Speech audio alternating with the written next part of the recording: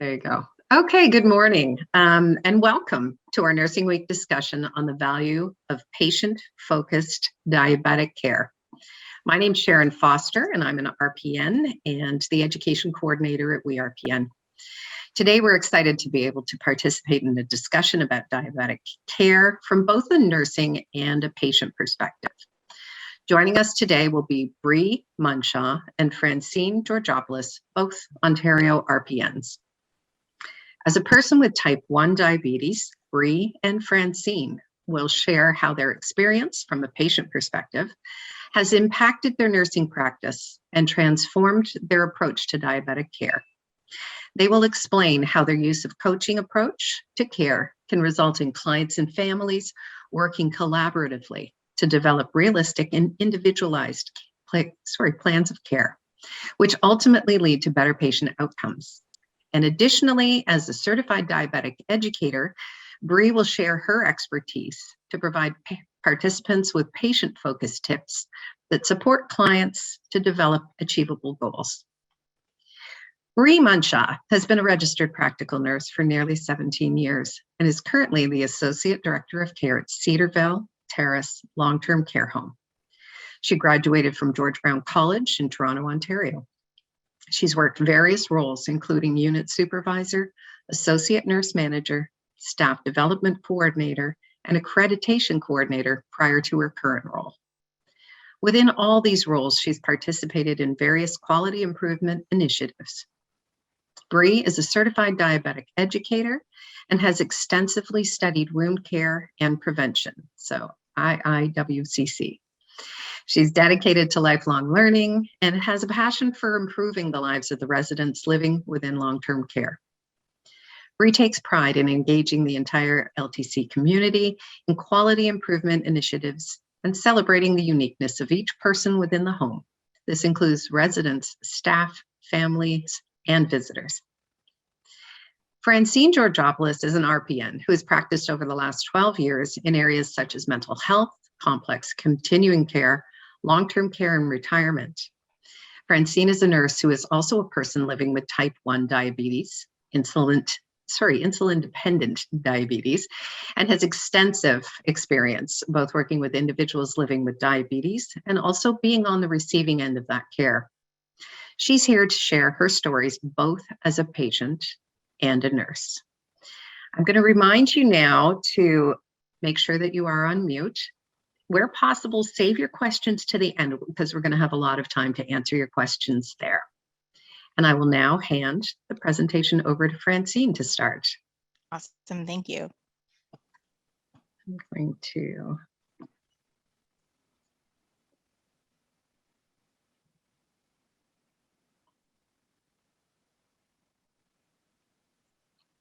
Excellent. So welcome everyone. Thank you for joining us this morning. So we are here celebrating Nursing Week, the heart and science of providing care in Nursing Week. So as we dive into the presentation, if we go to the next slide. So again, the content today is the value of patient-focused diabetes care.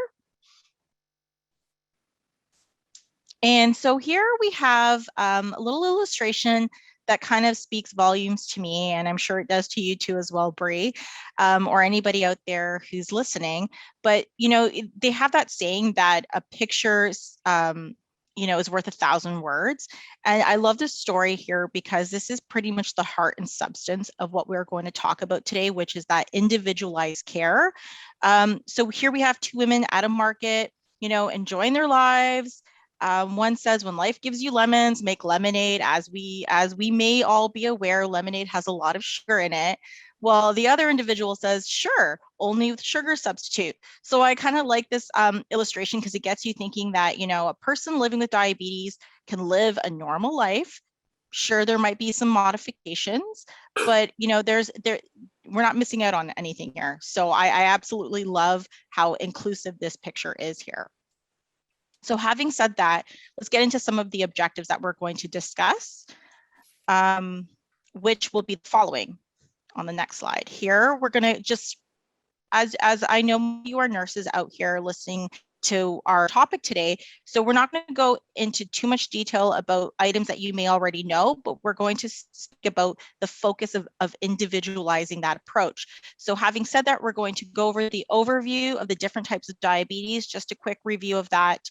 We're going to discuss some common myths about diabetes, because surely you have heard many of these statements, and there's a lot of myths out there that people do believe that we kind of want to myth bust briefly. We're going to review some considerations for hyperglycemia, and again, review some considerations for hypoglycemia. We're going to outline the role of the diabetes educator, and we're going to talk about, and then finally, we will individualizing the by putting these concepts together. So having said that, I'm going to refer to Brie now, who's going to begin with our first objective. So I think we're all very, familiar with type 1 diabetes and type 2 diabetes and gestational diabetes. Type 1 diabetes is an autoimmune disorder characterized by hyperglycemia, and the only treatment option available is insulin, either injections or pump. Insulin therapy is the only treatment available for type 1. Type 2 is where you can have reduced insulin sensitivity and increased resistance, and you can provide oral antihyperglycemics, or there are injectable medications as well. So it is a bit different in the approach of management of diabetes, and gestational, of course, happens during pregnancy. And there is an extremely high correlation between women who have gestational diabetes having type 2 diabetes later on. There are less commonly known types of diabetes as well, which is the mature onset of diabetes of the young, or MODA, and late onset autoimmune diabetes, which is LADA.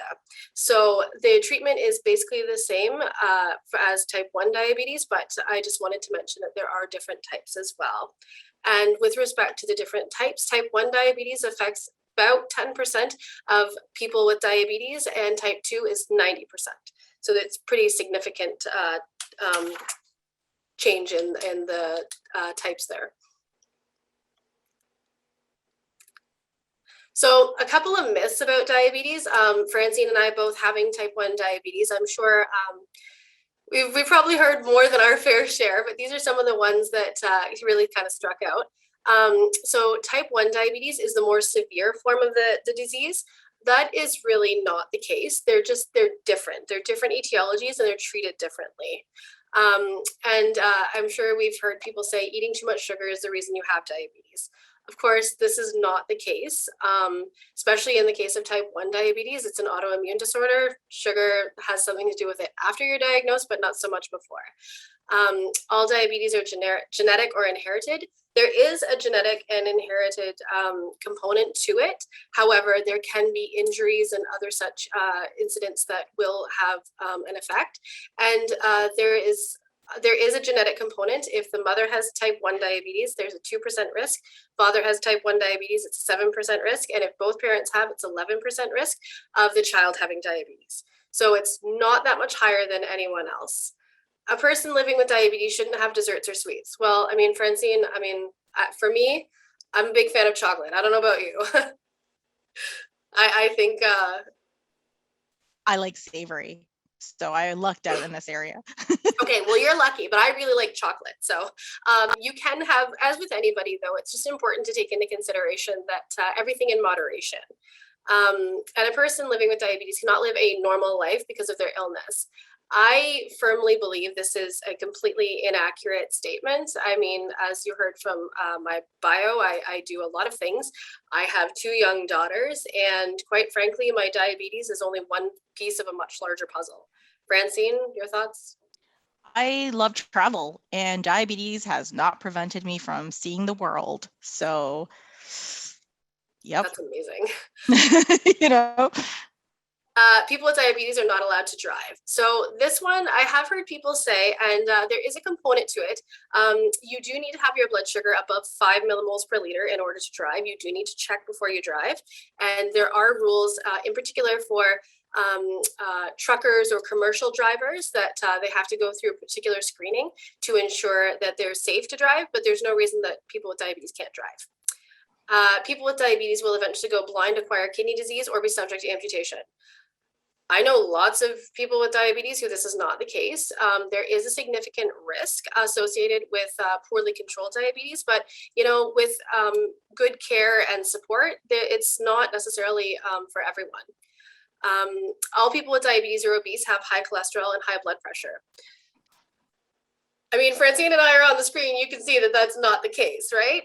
There is a component to it, but certainly it is not always the case. And these are things that we do need to take into consideration when we're managing diabetes, but it's definitely not the same for everybody. And out of therapeutic range lab values means that the person is at fault and they are a, quote, bad diabetic.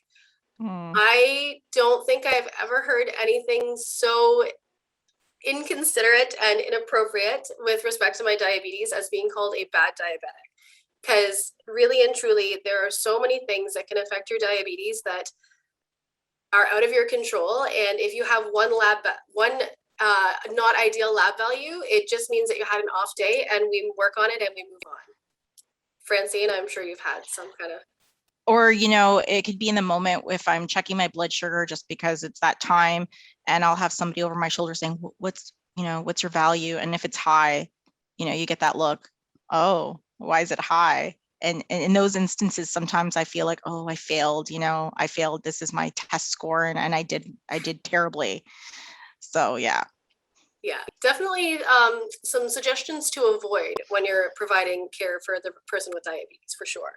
So hyperglycemia. It does, so a little bit of an overview. Sorry, I should mention that first. We need to take into consideration that hyperglycemia is defined as higher blood sugar higher than 14 millimoles, but there's also preprandial and postprandial blood sugars. So for before meals, we're looking for ideally 4 to 7, after meals 5 to 10, and that's 2 hours after. But that being said, there's going to be different targets for everyone. So it's really important that you always refer to your policies and procedures to ensure that you're following your facility's policies and procedures. And hyperglycemia does not mean that your client has not been adhering to their treatment plan. It simply means that there's something that you need to look for, and look for trends, and identify where it happened and what happened with it. Could have been that they ate a little bit too much and they didn't take enough insulin. Could have been that they missed their dose of medication. Could have been that they were under stress or they have an infection. There's so many things that can cause it. Treatment really depends on the individual person, and as I say, you need to check your policies and procedures of your facility to ensure you're following them appropriately. And the other thing to remember is that not all symptoms of hyperglycemia are experienced, so it's really important to talk to your clients about how they feel and if they experience any symptoms. For me, I know, Francine, I didn't talk to you about this one, but I get a little cranky, and my husband in particular will say, "You're being miserable, check your blood sugar." And 9 times out of 10, he's right. Yeah. So it's really important that you're treating the person, not the number, and consider the client and the setting, and like what's a safe parameter for the glucose maybe for them. Because again, if you're driving, like a commercial truck driver, you don't necessarily want to have, super tight control and, not be able to stop and get something to eat if you need to. So it's really important that you look at the whole person and not just those numbers. Sorry. Next slide, please, Sharon.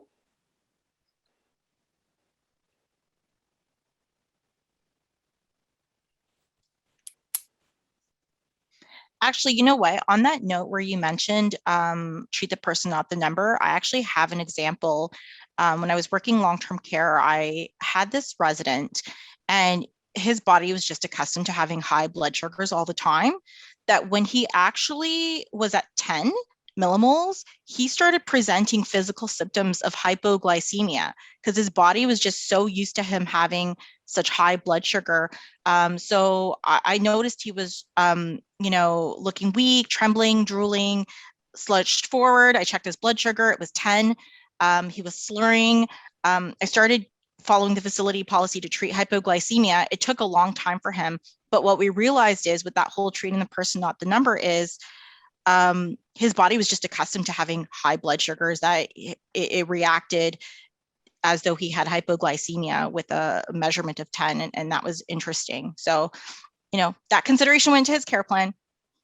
That's a really great example. Exactly. I mean, I do know people.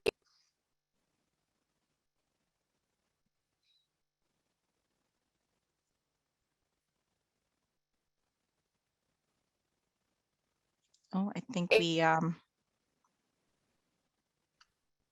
Sorry? there you are. You froze just for a second there. Oh, goodness, sorry. Particular and frail elderly people, you're gonna have to kind of take into consideration the risks, right? So there's a significant risk of hypoglycemia, so you have to be very cautious of that. And it's all about the goals of care as well of those individual people. So somebody like in my age group, Francine's age group, are definitely going to have different goals with respect to hypoglycemia than somebody who's maybe living in long-term care, who's at end of life, those sorts of things. So it's really important to talk to your clients, talk to your residents, your families, whoever the case may be, in order to find out what their goals of care are, and work with the team, work with the endocrinologist, the diabetes clinic, the physician, your nurse practitioner, and have like a really interprofessional approach to create those goals. Hypoglycemia, always consult your facility policy for the protocol for treatment. And again, not all people with diabetes experience symptoms of hypoglycemia. Some people feel it at 4, some people feel it at 2, and your threshold is going to be different for individual people too. I can say from personal experience, I've been 1.8 and still standing. That's not the case for everybody. And symptoms can differ from person to person and often depend on the severity of the hypoglycemia. Left untreated, there are definitely dangerous complications, seizures, fainting, lots of potential head injury, and it can happen at any time. There's it'd be nice if there was a formula, hey Francine, but doesn't seem to exist. And hypoglycemia is common during pregnancy because you actually end up with hypoglycemia unawareness. And where you may feel it normally during pregnancy, hypoglycemia unawareness actually kind of like leaves and it just does not happen. So and your glucose targets are a lot tighter during that time. And there's also an increased concern for young children and elderly people and those with poor health literacy. So, I mean, young children, they may not be able to describe what they're feeling, and it's up to the parents or the teachers or whoever the case may be to really look for those symptoms and help them to be able to manage it. My experience is definitely my 17 years have been in long-term care. So I mean, generally I'm working with elderly people, but it does go the same for people who can't necessarily treat themselves immediately. So the role of the diabetes educator, well, to provide education, it's definitely a big part of it, and just to help people to understand exactly, what the disease looked like, how to manage it, some suggestions, opportunities for improving your glycemic control, as well as also really kind of customizing it to the individual person, and just kind of making sure that you're there, you're an ear to listen, and you're working with them to create this plan of care. And we really want to help people to manage their health and live the best life that they can, right? To provide opportunities to make decisions or choices based on informed judgment, enhance their quality of life, and to be their coach. So the one other thing I will mention about the role of a diabetes educator is it's really important to understand that diabetes is a 24 hours a day, 7 days a week situation that you never get a break from. So I think it's important to take into consideration that sometimes people will experience what we call diabetes burnout. And that's where you really need to be that supportive person to help them kind of get over that lump and, move forward. I don't know, Francine, have you ever experienced? I often make jokes, if somebody sees me, let's say on a rare occasion having a dessert, because honestly, sweets are not my thing, but once in a while I feel like having something. And, I might have somebody make a comment. And I'll say, you know what, I'm on vacation from diabetes right now. I don't want to hear it. But unfortunately, yeah, it's a disease you can't take a vacation from. And sometimes that alone can be very overwhelming. So I guess I would say as nurses, let's keep that in mind. It's difficult for a person to be perfect at all times managing something. People are going to have slip ups. And as nurses, we just need to be mindful of that and figure out how to support a person, bring them back on track and remotivate them and, help them reestablish those goals. Absolutely. So approaching the impact on adherence. So one thing I do want to mention is that like we're moving away from using the word compliance, because that's really not really kind of like what we're looking for. We want to really enable the person and engage the person. So we really want to look at adherence. So the best advice I can give you as a CDE and a person living with diabetes is develop a relationship. I consider myself very fortunate to have an amazing relationship with my educators and my endocrinologist. They're very supportive, and I think it's important that you take into consideration that the person knows themselves better than you ever will. So listen to them, take their advice, and work with them. It's important to consider your body language. If people feel judged or uncomfortable, I know when I go to an appointment, if my A1C is not where I want it to be, not necessarily the endo, if they're kind of like, arms are crossed or kind of judgmental, it doesn't make the appointment very good. And it really doesn't make me want to listen to anything they have to say. Francine, you look like you agree. Yeah, I actually changed endos because the first one that I would work with, I didn't, it was just the approach. So that specific approach didn't work for me. It may work for other patients of hers, but I ended up going with a endocrinologist who had the approach that works with me, which is it's a balance between firm but fair. So she's got that open body language. If I don't have perfect lab values, she doesn't cross her arms and look, confused as why, so it all depends on finding that balance and what works for you as well. Absolutely, and it may not necessarily be like the first person you meet that it works out well, but I mean it does take time and it does take consideration. And as I say, since this is a 24 hours a day, 7-day a week process, it's really important that you do have that good relationship. Ask questions, get a better understanding of their lifestyle. If you have a person who eats takeout all the time, that's going to be a much different conversation than somebody who eats an abundance of salad. So, I mean, it's really, or even, people who work shift work, that's another consideration. We're all nurses, like, shift work is a big part of our world. And sometimes it can be difficult to eat really healthily during those times. Don't make assumptions. Please don't make assumptions. Maybe the person had, a rough time and their A1C is not great because they were dealing with some additional stressors. Maybe they got COVID. Maybe there was, a death. Who knows? Anything can happen. And again, because diabetes is a 24-hour a day, 7-day a week thing, life still happens despite you having diabetes. So it's really important to take that into consideration.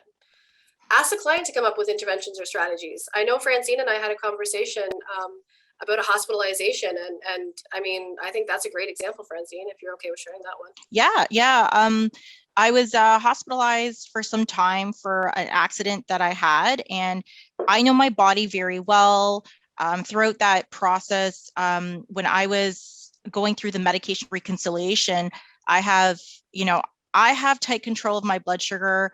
When you go to the hospital, they have their protocols, but thankfully I was empowered to advocate for myself. So I was pretty firm on, okay, well, this is when I need my blood sugar checked. This is when this is the insulin to carb ratio I need to take. And at first they were a little skeptical because it was kind of out of the box. But then as they listened to me explain it a little bit more and realized that I kind of knew what I was talking about, of course, eventually I revealed that I was a nurse and they trusted me a little bit more, although they should have trusted me as being a person living with diabetes, but that's okay. I get it as well, because on the other end of things, being a nurse as well, I would be a little uncomfortable as well, hearing somebody telling me, you're going to give me the amount of insulin I tell you you're going to give me, because literally that was the order. The order was patient will tell nurse how much insulin to give. It's very unconventional. I understand. So I completely see where they were coming from, but they realized that, we're not going to reinvent the wheel. I wasn't in the hospital for a diabetes related incident. I was there because I had fractures. So let's not fix something that doesn't need fixing. Let's listen to the patient. And it worked out. So thankfully we didn't have to, fix a new problem. That was maintained. We fixed the fractures and everybody was happy. Best case scenario. Yeah.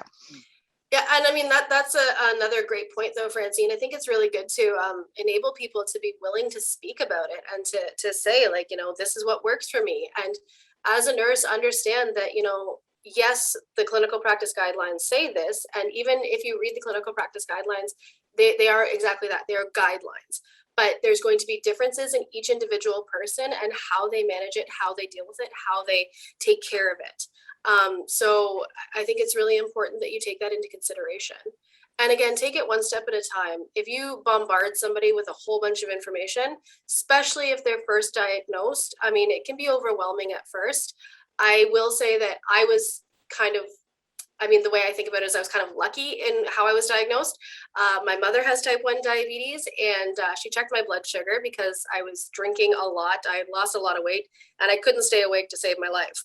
So I was actually in nursing school, and she checked my blood sugar, and all it said was HI. So immediately we rushed to the hospital, and they said, yeah, you need to go on insulin.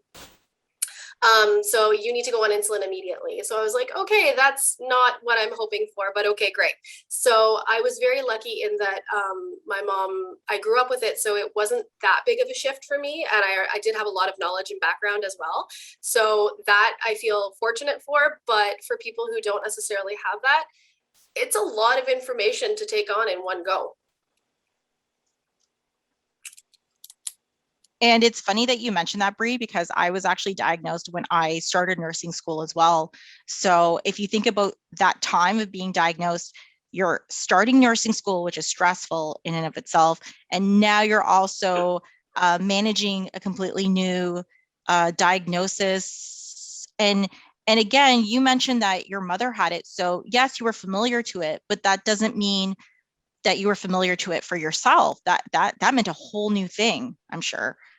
Yeah, there was definitely a learning opportunity, but it was nice that I had like a little bit of like a personal background to it. And diet soda, things like that were just part of my life, so that was a little bit easier for the transition, but definitely there was a learning opportunity.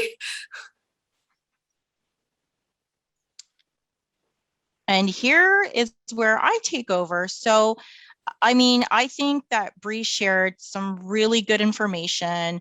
In there, we've sprinkled concepts of how to individualize that care. So with individualizing the care plan, there's so many ways you could do this, and we could talk about this all day. This could be its own webinar on its own. But just for the purposes of time and just to give you some quick tricks that you can take away, so we're going to focus on 3 key areas, which are going to be lifestyle, because there's a lot there, and we've used that word a lot so far in this presentation. We're going to talk about treatment, and then advances in care. And again, all these 3 categories alone could be their own webinar, but we're going to try to keep it very condensed and just quick notes for you to be able to take away. And hopefully this will help you in your practice as well. So if we go to the next slide, which we'll begin with lifestyle. So when we think of lifestyle, I'm sure many of you are thinking of all kinds of areas of lifestyle, but I'm going to focus specifically on, diet, exercise, or lack thereof in my case. I'm going to talk about work routines, right? I hate that question at the endocrinologist when they ask, oh, so how active are you?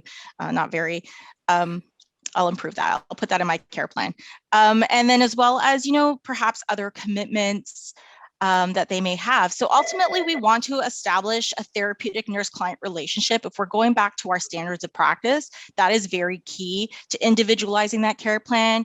We want the person that we are working with to be successful in the management of their disease. This is something that they're going to live with. This is something that they're going to need to be able to implement in their daily lives. We're not going to be there holding their hand along the way. So again, it's that self-management and empowerment. And we want to help them reach their goals and have a quality of life, right? We often forget the words quality of life because we're so focused on fixing things as nurses, but we have to stop and ask that person, what are their goals? And sometimes that goal is actually quality of life. Let them have that bowl of ice cream within reason. So having said that, one way to help clients approach their diabetes is by learning about their lifestyle. This may include their diet or eating habits, exercise, work routine, as I said, sleep habits, or other commitments. So other commitments might be anything from a person taking care of a family member, a person who is, perhaps a single parent, being a member of a sports team, doing volunteer work, being a student, etc. I'm sure you can all sympathize with the fact that life is busy, no matter what you have going on, especially now with this pandemic, if anything. So with regards to eating habits, consider a person's culture when examining this, because that plays a huge role. In the chat box, somebody brought up a very good example where a person was experiencing highs and the family changed them to a healthy diet. Well, that healthy diet was a bowl of grapes. Well, just because it's labeled as healthy, it doesn't mean that it's appropriate for that person. And again, diabetes is not a one size fits all. So this is where a partnership is important with the client. Have them explain to you what it is that they eat. So for example, going back to that example of the culture, if they come from a culture that has a diet that's rich in carbohydrates and starches like rice, potatoes, or bread, well, maybe unpack that a little bit with them, discuss how they can modify that, because I can guarantee you saying you need to cut that out altogether is not going to be reasonable, and it's not going to be sustainable in the long run. So, get creative, start working with that person. Usually though, I will say this, people tend to have the answers to their solutions. They just don't know it. And it might take us as nurses and sometimes being a coach by asking them specific questions around that. So for example, by saying, okay, how often are you having your meals, and how big are your meals? And, what does your meal compose of? Do you eat regularly? Questions like this.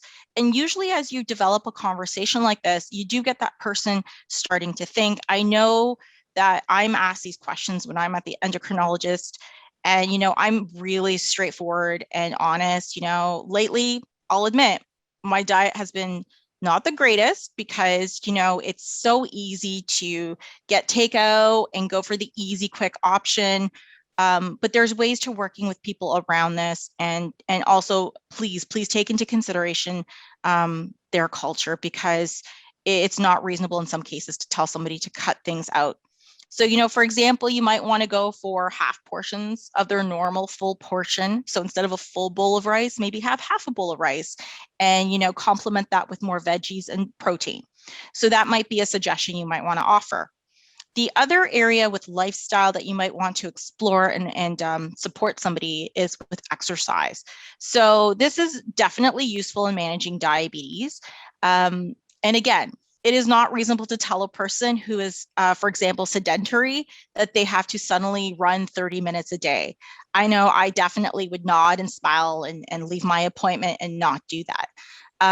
But perhaps come up with a plan that is reasonable with that person. So for example, ask them about their routine. Okay, what does your job entail? Do you do any walking at your job? Is it possible to go for a walk on your break? Or here's an easy low-hanging fruit, just little ways to incorporate just some extra steps or activity in a person's daily life. Get off at an earlier, so if you take public transit like I do, maybe suggest get off at a stop earlier and then walk the rest of the way to work, if that's appropriate for that person. So there are many ways to get creative with this. So rather than just using that kind of one size fits all approach, ideally, I know we would all be going to the gym every day and doing a good workout, but that's not my lifestyle. The other thing is, you're exactly. I don't know. I don't know if you have any comments on that so far, Brie. I agree with you wholeheartedly. I think just take into consideration, and I mean, I like the idea of the low hanging fruit with respect to exercise. It may be just something as simple as taking your dog for a walk if you have a dog, because then you're kind of getting two things done at once, right? And you're not necessarily running a marathon, but your dog is happy and you get some exercise. Exactly. And I like how you said you're not running a marathon, and it doesn't always have to be a marathon. It doesn't have to be all or nothing. Sometimes it could just be 10 minutes of walking. That's better than nothing. So just keeping those things in mind. And then who knows, that 10 minutes may move into 15 and 15 may move into 20. So it's taking it step by step. The other thing is work routine. Let's be honest, not everybody works a Monday to Friday, 9 to 5 job. There are people out there who are working shift work. And this specifically, this part of lifestyle really resonates with me because, when I first graduated, I was a casual RPN working 3 different jobs. So I did not have a regular work routine. So how am I going to fit my diabetes management in something like that? So consider, people who do work shift work or those who work strictly overnight. This will affect their blood sugar values. And this is also going to affect how they manage their disease. Have them discuss ways that they can incorporate regular eating into their schedules. Checking blood glucose levels at various times over time can actually provide some data on their own trends, because again, it's one of those diseases that's tailored to the person, where one person maybe having ups and downs in the morning, somebody might be having that in the evening, and then you add to that shift work and it could be all over the place. But it's interesting how data and tracking and trending and checking your blood glucose values over time can really shed some light into what your patterns are. And as a healthcare practitioner, sitting down and evaluating that with the person and having them talk about their life and their work routine is very key here. So there are a lot of people out there who are nurses, doctors, police officers, firefighters, truck drivers, as Brie mentioned, who are living with diabetes. And we have to take into consideration their work routine and schedules as well when tailoring that care plan, because that's going to be extremely important there.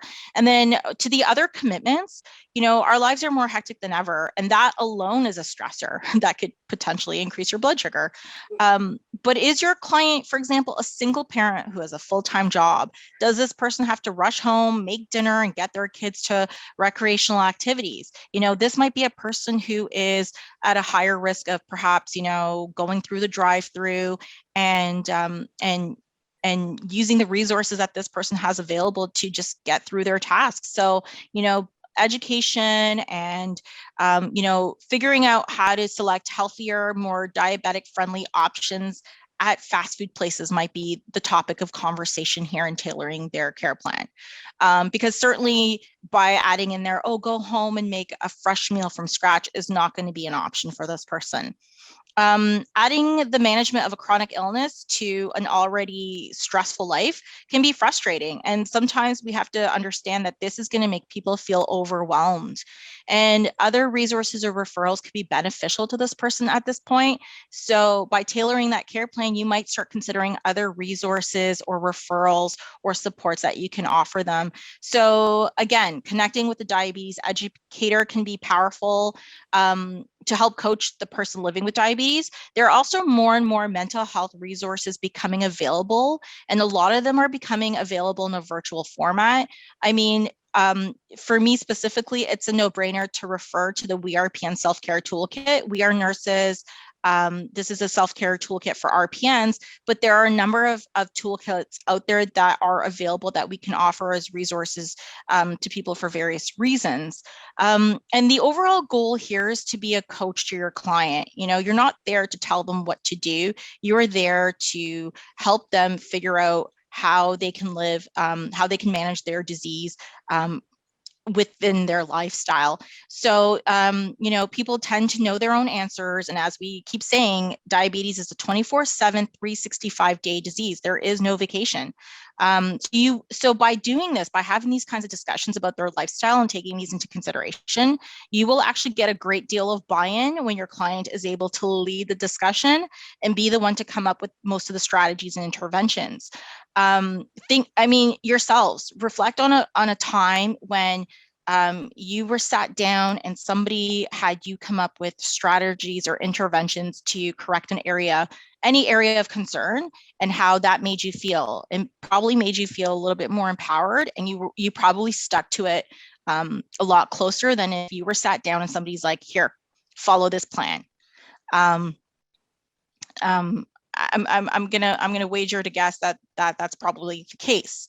But moving on to the next slide, we're going to talk about the different treatment options that we have available, because this again is a major consideration when tailoring that care plan. Because again, different treatment options, there are different treatment options for example, hypoglycemia and hyperglycemia, and even the diabetes itself, because there are so many different types of diabetes and there are a wide variety of treatments available. And it could get confusing even as a practitioner, as a healthcare practitioner, as a nurse, it can get confusing. So with respect to individualizing the care plan with your client, you will first need to identify the type of diabetes, their current medications or method of treatment. This is central to this aspect of the care plan. In this process, needs or goals will be identified by the client, hopefully. And remember that not all diabetes is the same. There is no one size fits all. So what do I mean by that? For example, not all people with type 1 diabetes have the same treatment. So some people will take Lantus, for example, type of insulin, and some people will take Tresiba, a different type of insulin. One person with type 1 diabetes might receive 40 units of insulin at bedtime, and another person may receive 16 units. So same type of diabetes, but different methods of treatment. This is very important to keep in mind. Not all insulin to carb ratios are equal, and not all foods impact people with diabetes the same. Over time, a person living with diabetes will be able to identify which foods affect them and which foods are a little bit more friendly on them. One example I can use for myself is when it comes to fruit, if I'm eating strawberries, blueberries, or raspberries, I'm safe. But the moment I venture into pineapple or cherries, my blood sugar is skyrocketing to 20. So I avoid those fruits, but I stick to the berries because I know they're a lot more friendly on my glucose levels. They have more fiber. And they have more fiber. And, apples have fiber, but an apple will also raise my blood sugar. A banana will raise my blood sugar. So, and I'm sure you know which foods affect you differently as well, Brie. You can bet. I mean, occasionally I like to have Chinese food, but that is the one food that no matter how hard I try, I cannot count those carbs. So I just expect that I'm going to have to correct. And that's the one, for me, it's pizza. Because if I eat pizza and then I dose for it today, tomorrow is when I see my effects with pizza. So that's what I've learned with pizza. Don't tell me why, it's just with pizza that's the case. But over time, if we sit there and listen and keep an open mind when listening to that person living with diabetes, over time, they know which foods do affect them and which foods are, easier on them. So treatments will vary, and there will be times you will come across a person who seems to have unconventional interventions, as I had described with my hospitalization. And let me tell you, there was another hospitalization where, again, my methods seemed unconventional, and the physician was very curious. So when the food came out, he wanted to see me actually count my carbs for that meal. And he sat there and watched me, and then I dosed my insulin and I gave it to myself. And then they came back and checked my blood sugar 2 hours later, and it was 5. And he was just like, okay, carry on. Please keep doing what you're doing. I go, thank you. I felt good. So in addition, there are a number of, so in addition to the treatment, let's talk about treatment of, for example, with insulin. So this is a great example because there are a number of insulin pumps on the market. So even just selecting an insulin pump is a process, and technology does continue to change and adapt. And it is important discussing with your client, again, their lifestyle, because the insulin pump will play a factor with the lifestyle as well. But would an insulin pump versus insulin injections be more beneficial for them? So this one here is very interesting because Brie and I are both type 1, but we have different treatments in our disease. I take injections, but Brie, you take? I have an insulin pump. And what was your reaction when I said, oh, I'm on injections? To be 100% honest, I was shocked. And that's not fair on my part, I will admit. And the reason I was shocked, we actually had this conversation this morning right before our presentation. And the reason I was shocked is because I actually delayed my insulin pump acquisition for about 6 years. Because I was like, no, I'm good with the injections. I'm good with the injections. I don't want to. And then I finally decided to take the plunge. And personally, for me, I will never look back. That doesn't mean that it's necessarily the same for everybody. I mean, Francine's managing her diabetes with injections, and you know what? If that works for her, then I am more than happy to let you go to town and you do your thing. And that's how it needs to be. And it's funny because the reaction on Brie's face, it actually made me laugh, because that is the reaction I get every time I go to see my endocrinologist. Anytime I talk to a diabetes educator, they look at me like, are you crazy? Why wouldn't you be on a pump? And you know what? By asking those questions, you realize there's a reason. I had a hard time adjusting to my diagnosis and having to give myself insulin injections. I went from living a normal life, and it was at age 22. And again, normal life, I use that in quotations because I still do live a normal life. To then suddenly having to check my blood sugar, using a needle that I was afraid of, to now injecting myself with insulin using a needle. And then, the thought of doing it to myself, no way. I overcame that. So that was a huge hurdle for me. So now I cling to it very strongly. And it's also another way for me to gain some control over my disease, which is I'm the one that's drawing up that insulin. I'm the one that's deciding how much insulin that I am taking based on what I ate that I chose. So it's all a matter of me having control over my own disease. So sometimes when you're having that conversation with an individual, these are factors to consider as well. There's usually a rationale behind the behavior. And so to continue on the topic of treatment, there are also many treatment options available for those with non-insulin dependent diabetes. So we are seeing more and more breakthroughs. So previously we were used to administering oral anti-diabetic agents, but now there are a host of products that are available for injection that are helping people manage their disease more effectively.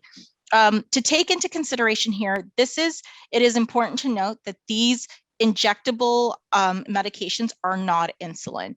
Right, that is a big distinction, that just because a person is diabetic and they're receiving a medication that is injected, it does not always mean it's insulin, because there are more and more products being released. But this is where you may want to take into consideration. Suppose this drug that's injectable once a week, which seems convenient, it might be more effective in managing a person's disease. Well, what does warrant a discussion is that person's comfortability with administering that injection to themselves. Because if they're terrified of needles, like I was at the beginning of my diagnosis, that's not going to be a reasonable solution for them. Or you may want to consider the types of supports that you would provide this person to get them to the point where they would be comfortable in administering this. So these are barriers to consider.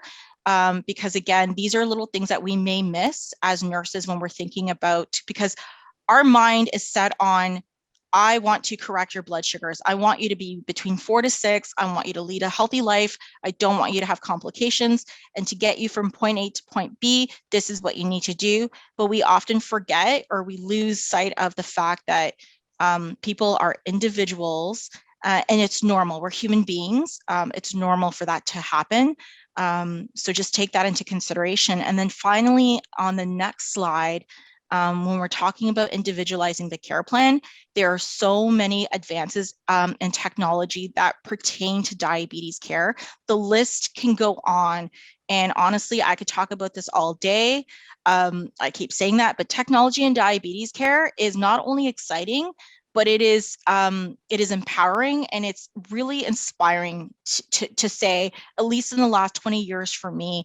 I've been diagnosed since 2005. So there's a lot of things available today, and with increasing frequency, that were not available at the time of my diagnosis. And I can't imagine people who were diagnosed before that, for example, in the 80s or the 60s, how different things have changed. So in the previous slides, we saw some of those advances with the we showed a picture in the previous slide of the nasal spray for glucagon, the Baqsimi. So this is interesting. So this is one thing that I've mentioned to people who are surprised to hear about that, because we're familiar with glucagon, the IM injection that you provide to somebody with a severe low, but there is a nasal spray available for this as well. I have a prescription for it available in the event of a hypoglycemic event, but that is fairly exciting. You don't need to have an intramuscular injection.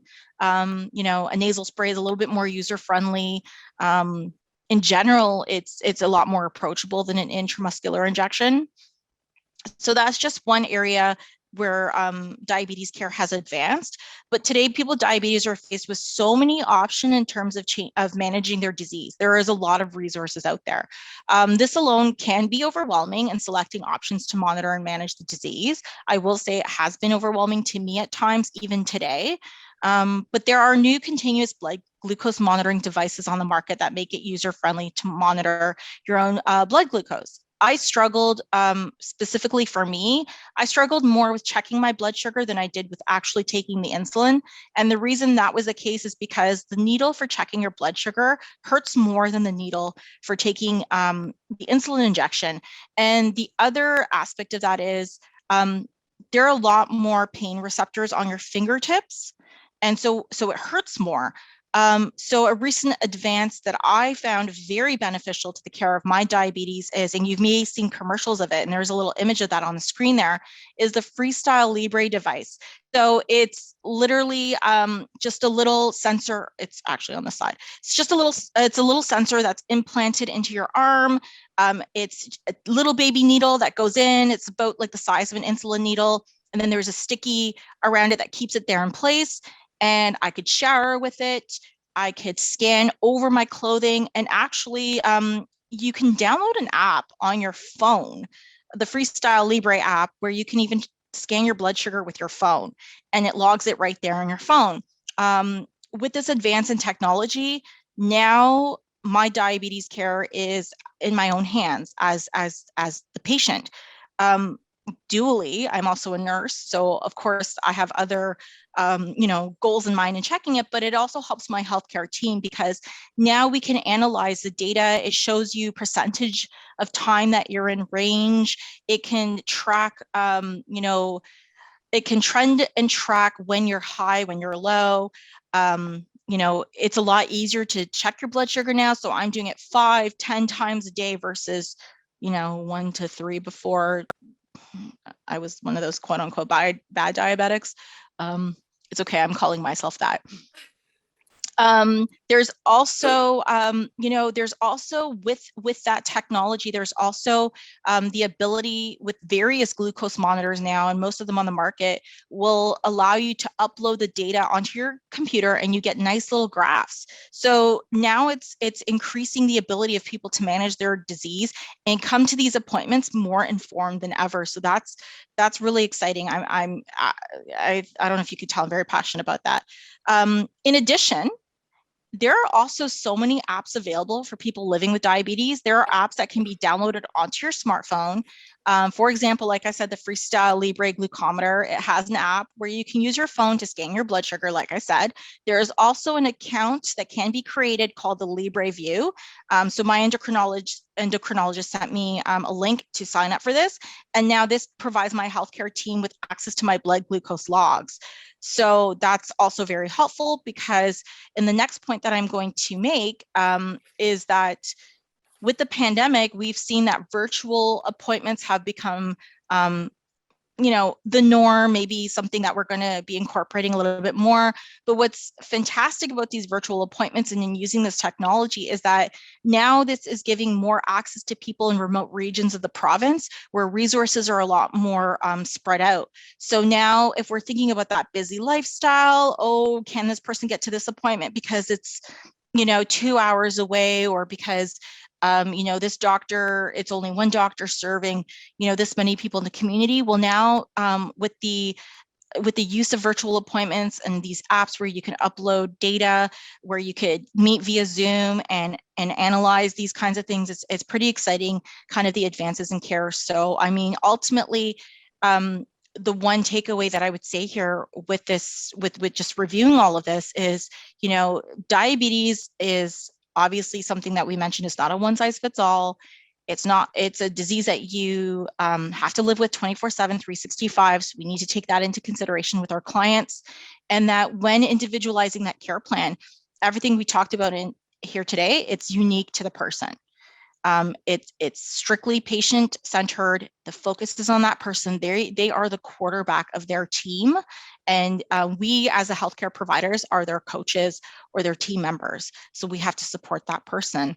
So essentially on the next slide is simply just a picture or an example of some of those apps that I mentioned. So this is what these apps are, and they all do something different, but they're there in the event that there's anybody in the audience that knows anybody who has diabetes or is a person living with diabetes, or is curious in general, but the app's available because maybe you want to be a diabetes educator or you are a diabetes educator. So these are some of those apps that are available. And then finally, and I learned this from Brie, on the next slide, there's an app by Diabetes Canada, formerly known as Canadian Diabetes Association, where clinical practice guidelines are available to you on your phone. So you can, you know, whether you are a healthcare practitioner, whether you are personally with diabetes, know somebody who lives diabetes, caring for somebody with diabetes, here it is, available now at your fingertips on your phone. So this is a really handy tool. And hopefully this is something that can help you all in your practice. And I have talked so much that we are at the question portion.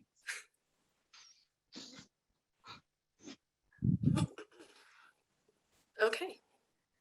That was wonderful. That was just amazing. You guys are so animated, so passionate about this. It's fantastic. Let's have a peek in the chat. Francine, did you answer some of these? I responded to one about great examples because I really like those examples that Tracy provided, where she spoke about the client in the community with blood sugars in the 20s. Yeah. So I mentioned this, so I thought that was a great example. And the other one, the other example she provided was, and I think this speaks to the don't make assumptions piece, which is, she said, I had another client at a methadone clinic and recognized that he wasn't in withdrawal. He was showing symptoms of hypoglycemia. So I really like that approach there. And then I see something else here by Tracy. She was on a trip and someone was displaying symptoms of hypoglycemia, and someone thought he was, somebody thought he was under the influence of alcohol, but he was dehydrated and hypoglycemic. So need to use knowledge and judgment to know the difference. Absolutely. Same as an elderly client in the community, she wasn't eating and they didn't realize she was hypoglycemic. I encouraged her to eat and took her blood sugar, blood pressure and blood sugar, and it improved immediately. So again, not making those assumptions, thinking outside the box, understanding what to look for, and knowing, and you know what, knowing your client. Again, Brie mentioned that, develop that relationship, know your client. Yeah, one of the questions too is about the accuracy of the freestyle, just to jump in. There's a couple there. Brie, do you have any understanding? Is there any difference, you know, or Francine, because you actually utilize it, is there any Brie, difference for the accuracy? Yeah, there is a bit of a difference. Francine and I were talking about that this morning. There is a bit of a differential. I'm not 100%. I can't remember the specifics, the percentages, but the capillary blood glucose is definitely more accurate because it is using blood, not interstitial fluid. And there is traditionally a 15-minute delay. So if you check your CBG, sorry, no, wrong acronym, CBG, capillary blood glucose, you're going to see a 15-minute delay from the interstitial fluid versus the blood. So definitely, when even with Freestyle Libre, when you're using it, they do want you to check your blood sugar using the traditional capillary blood glucose method if you feel like it's not what the number says. So if you're feeling hypoglycemic but it says you're 6, you could actually be, 3.8. And there's that delay there. So I would say definitely the Freestyle Libre is a great tool, but you do need to have the ability to do the capillary glucose as well. I did see a question about using it in LTC. Sorry, where am I here? how can, oh, so the Freestyle Libre, yes, I mean, I agree it is amazing, but I will share that there have been studies done that it is not as effective in elderly people, particularly in long-term care. I mean, I do like not having to poke residents because, I mean, if you have residents with dementia or they may not be comfortable, then it can be a challenge. So it is not as accurate.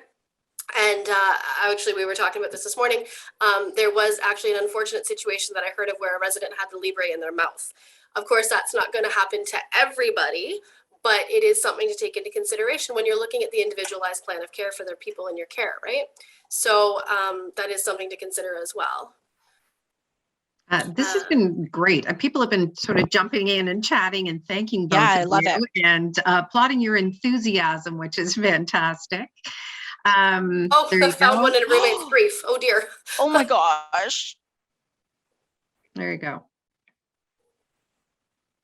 Yeah, so the Freestyle does have the arrow for sure, but it is you do need to double check with the capillary glucose, so that's great. Okay. And I really like the comment here by Jacqueline, where she appreciates learning as a nurse, and in her case, she has type 2 diabetes type 2 for 2.5 years, and she feels empowered to have her chat with her doctor, and that's really important because it can, I will say this, it can be intimidating, and I've had hospitalizations where I hesitate to say that I'm a nurse because I feel that just my qualifications as being somebody living with diabetes is enough. But I understand from the healthcare professional, we do have accountability to our practice. We do have best practice guidelines to follow. So, sometimes I'll throw in there, oh, by the way, I'm a nurse. And they tend to, feel a little bit more back a little. Yeah, they feel, okay, fine. You might understand a little bit better. But I love hearing that. I think there's going to be a lot of comments as we keep going. So I think we're going to stop it right now. I will say though, our general mailbox at WeRPN is info@werpn.com. So if you have further questions you want to address to either Francine or Brie, we can forward those on to them. So we don't want to leave anyone hanging, but also at the other end, you've really filled us with a lot of information today and some great stories to ground that information you've given us, which has been nice. Not only this is how we think it should happen, but this is really what happened to me and, the process. So thank you very much. Yeah. What a great presentation. So I do want to also say thank you. Part of our general sponsorship for our Nurses Week has been the lovely people at CeraV. So they have also provided a draw prize of a CeraV Discovery Kit, which sounds very exotic to me. So and I'm going to quickly share the screen and do this not very elegantly here, but they've provided the prize. So it is a CeraV Discovery Kit, and the winner is Romaine Manners. So congratulations, Romaine. There you go. Our WeRPN staff will be contacting you to arrange the prize delivery. So what a nice treat, a bonus for Nurses Week as well. So thank you all again for your attendance today, for both our presenters and all of you that have generously given your time today, because we know how busy you all are. And I remind you to look on our WeRPN website to see what other events we have in store for Nursing Week. So we hope to see you again soon. And thank you all very much. Thank you to our presenters, and have a really great week. You too. Look at all the thank yous coming in. Well done. Happy Nursing Week, you guys. Happy Nursing Week, everybody. Keep up the good work. All right. Bye-bye. Bye.